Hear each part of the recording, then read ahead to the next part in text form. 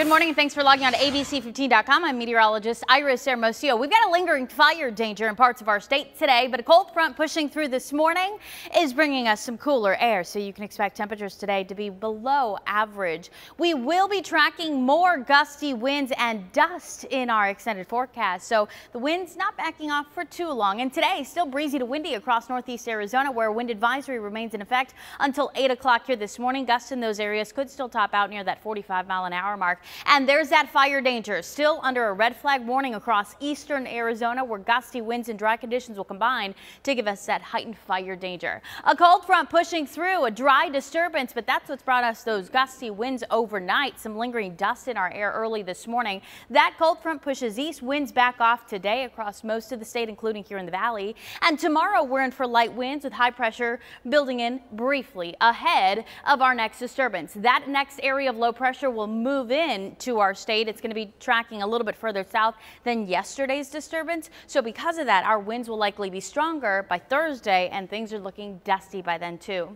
Today, the strongest winds in that northeast pocket of our state and across eastern Arizona, where again gusts will still increase into that 30 to 40 mile an hour range. Here in the valley, winds between about 5 and 15 miles an hour, and occasional gusts near 20, but overall lighter winds today. Tomorrow, winds are staying light too across the valley with just some breezes up north. It'll be Thursday when we start to get those stronger winds, and you'll notice we're in that breezy to windy range really here in the valley. And like last Thursday, we could see those gusts peaking closer to that 45-mile-an-hour mark here in Phoenix, which would bring us that dust threat. Also, there is going to be a fire threat already ahead of Thursday's disturbance. We are under a fire weather watch across most of Arizona, including here in the valley. So that's something to keep in mind as you head into later in the week, or as we're heading into later in the week. That dust is going to be an issue.